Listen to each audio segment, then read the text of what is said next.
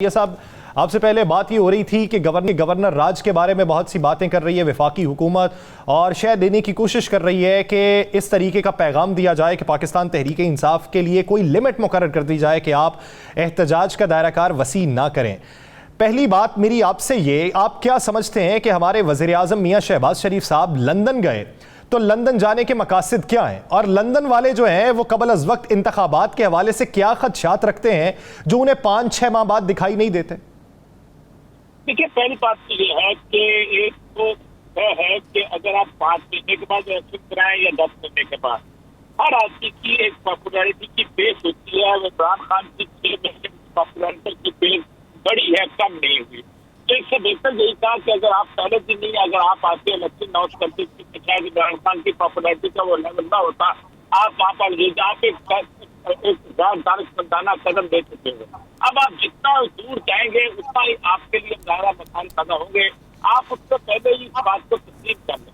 लेकिन असल मसला यह है कि कोई इसको तस्लीम करना नहीं चाहता। इसकी वजह यह है कि खा इमरान खान हो, खा नवाज शरीफ साहब हो, खा पीडीएम की कोई और पार्टी हो, ये सारे के सारे मनूवर करके आपके इख्तियार में आते हैं।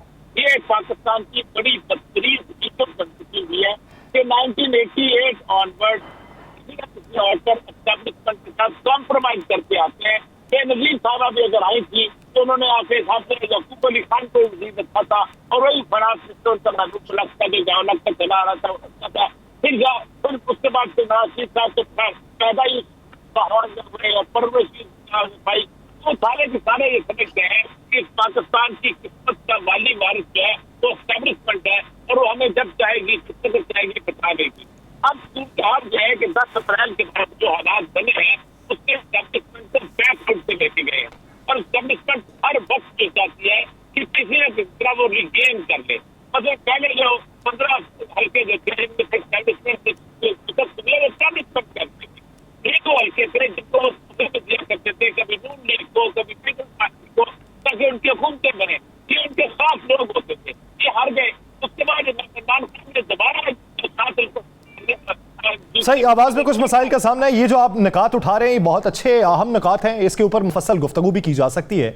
और बात यह है कि पाकिस्तान तहरीक इंसाफ का जो लॉन्ग मार्च है उसका रूट क्या होगा, नई हिकमत अमली क्या होगी, इम्पैक्ट उसका क्या पड़ सकता है, जुडिशल कमीशन के असरात क्या होंगे, इस पर बात एक ब्रेक के बाद करते हैं। नाज़रीन कहीं नहीं जाएगा, स्टे विद अस। ब्रेक के बाद खुशामदीद। नाज़रीन, जुडिशल कमीशन के असरात क्या होंगे, उसकी तहकीकात पे क्या मिन्नो अमल किया जाएगा, उसे तस्लीम कर दिया जाएगा या उस पर फिर तहफ़्फ़ुज़ात का इजहार किया जाएगा, क्या फिर से कोई सियासी हिकमत अमली तरतीब दी जाएगी, एक दूसरे पे बहतान तराजी की जाएगी, फिर से मामले को गर्म करने की कोशिश की जाएगी और फिर से जो फ़ज़ा है वो हफ्ज़दा हो जाएगी। ये एक बुनियादी सवाल है। पाकिस्तान तहरीक इंसाफ ने अगर तवालत दी है, अपने लॉन्ग मार्च को हिकमत अमली में तब्दीली की है, 10 से 15 दिन मुख्तस किए हैं रावलपिंडी पहुंचने के और ख़ुद वेलकम करने का इशारा दिया है पाकिस्तान तहरीक इंसाफ के चेयरमैन ने लॉन्ग मार्च के पहुंचने पर रावलपिंडी, तो उसके असरात क्या होंगे, वो क्या उसके अख्तियारात के अंदर और एक खड़े पे बैठने वाले आदमी के अंदर कोई फर्क नहीं। वो शख्स ये नहीं कह सकता, चाहे जिन्हें झूठ बोला है वहां पर खड़े होकर कि मुझे परवेज भाई साहब ने कहा था कि हमारी रिजर्वेशन है। किस कानून के तहत वो रोक सकता है आपको FIR करने से?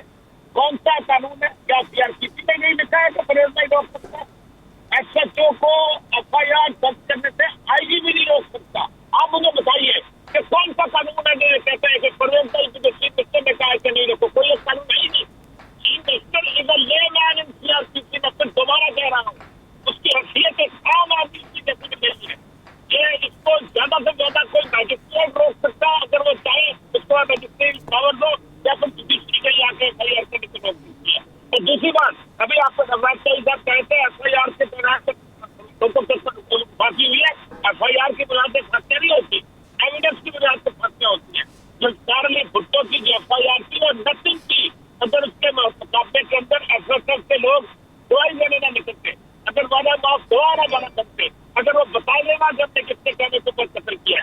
FIR की 200 साल की ट्रेडिशन ये है कि यह मुद्दई का, यह मुतासर होने वाले बंदे का हक है और उस पर लिखना चाहिए। उसका अपना केस कमजोर होता है, उसको गवाह वो लेके आने हैं। उससे इस्तेगासा के गवाह जो है ये मुतासर आदमी लेके आता है, ये मुद्दई लेके आता है। अगर नाजुक खुदाती ये है कि हम एक आदमी का नाम नहीं लिखना चाहते, नहीं लिखना चाहते। आप मुझे ये बताइए, आप क्या जुनून निकलता है? आप जाकर सीधा इमरान खान के FIR कर देते हो।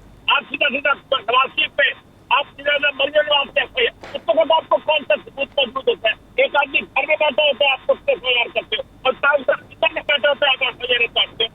आप उसको आपको पूछना नहीं आता। लेकिन मसला यह है कि कुछ लोगों की नाजिया की इसके अंदर उस तरह मामले को आपने नहीं डाला, और वो पूरी की पूरी पाकिस्तान में पंजाब की पूरे की जो पुलिस सर्विस है और जो ब्यूरोक्रेसी है पॉलिटिकल एलीट के ऊपर। और मेरा ख्याल है कि पॉलिटिकल एलीट को इसके बारे में या तो इस्तीफा देना चाहिए, क्योंकि उसको खेल रही है सदर, वरना कोई ऐसा प्लान नहीं है कि जिसके अंदर आईजी जो है वो ना कर सके FIR काटने के लिए, बल्कि SHO ना कर सके। आपने निकात तो अच्छे उठाए। एक कानूनी नुक्ता नजर से देखा जाए तो किसी का उस पर हक नहीं बनता कि उसको टोका जाए, लेकिन पाकिस्तान का जो सिस्टम है, एक पॉलिटिकल सिस्टम और दूसरा जुडिशरी का सिस्टम, फिर तीसरा हमारा थाना कल्चर, क्या उसके ऊपर असर और रसूख चलता है या कानूनी बुनियादों के ऊपर FIR का इंदराज होता है? ये भी एक अहम सवाल है। जी अवैस यासिर देखिए, बात यह है कि चौधरी परवेज इलाही साहब ने यह मना किया कि जो सुप्रीम कोर्ट के अंदर जो बयान दिया है IG पंजाब ने, वो झूठा है या सच्चा है। वो तो जाके 3 मुलाकातें की हैं इमरान खान साहब के साथ, मुनस इलाही साहब ने उसकी वजाहत की थी, और इमरान खान साहब उन्हें समझा रहे हैं। अवैस साहब, मुनस साहब ने वजाहत उसकी की कि IG पंजाब ने जो सुप्रीम कोर्ट में मौकिफ अपनाया, हमने इनको ये कहा था। मोनी साहब वजीर आला है या चौधरी परवेज इलाही वजीर आला है? मोनिस इलाही साहब वजीर आला है, चौधरी परवेज इलाही साहब वजीर आला है। वो तो चौधरी परवेज कानूनी और आईनी तौर पर। और बात यह है कि भाई बात यह है कि कौन सा, यही चौधरी परवेज इलाही साहब है ना जो चाह रहे थे कि जी यही मशहूर है ना, इनका प्रिंसिपल सेक्रेटरी कौन है, इनके घर का मुलाजिम है ना, जो अली, जो पंजाब असेंबली के अंदर पता नहीं कहां से तरक्की करते हुए इनका प्रिंसिपल सेक्रेटरी बन गया, उसको उन्होंने अपॉइंट नहीं किया। कौन सी ऐसी DPOs वगैरह जो उन्होंने किया, वहां पे एस्टैब्लिशमेंट का क्या है ताल्लुक? आप अगर एस्टैब्लिशमेंट का ताल्लुक बना रहे तो परवेज इलाही साहब से बनाए ना एस्टैब्लिशमेंट का ताल्लुक, वहां पे कह दें और ये मकबूल जान साहब के परवेज इलाही साहब, तो बिल्कुल फिर तो मानने वाली बात है। आप कह रहे हैं कि जी पुलिस उनके ताबे हो रही है, उनके ताबे का, और तो फिर परवेज इलाही इस्तीफा दे दे। इसी तरह खान साहब 3.5 साल तक हुक्मरानी करते रहे, उसके बाद कह रहे हैं कि जी बुजदार के मामले पे मामला हुआ, चीफ इलेक्शन कमिश्नर जो है एस्टैब्लिशमेंट ने लगाया, मुझे मैं बेख्तियार था। भाई 3.5 साल में जब आप इस्तीफा दे देते ना, 3.5 साल के बाद आप ये कह रहे हैं, बात कहने का मकसद ये है, चाहे कोई नॉन लीग हो, चाहे पीपल्स पार्टी हो, चाहे PTI हो, अगर आप बेख्तियार हैं तो उस वक्त अवाम की अदालत में जाइए, इख्तिदार के मजे न लूटिए और इख्तिदार की कुर्सी पे ना बैठे, और फिर अब एहतसाब करते हुए आप दोबारा वोट लेकर आ जाएं। ये साजिशों की जाल बुनना और जज्बात के जाल बुनना, बार बार अवाम को उसमें फंसाना, मैं समझता हूं कि ये भी कमजोर कर रही है हमारे सियासी पार्टीज को। इस वक्त ये सोचना चाहिए कि हम जो नैरेटिव अपनाते हैं वो अवाम के जहनों में कौन सा बीज बोता है, फिर किस तरह की फसल हमें काटना पड़ती है।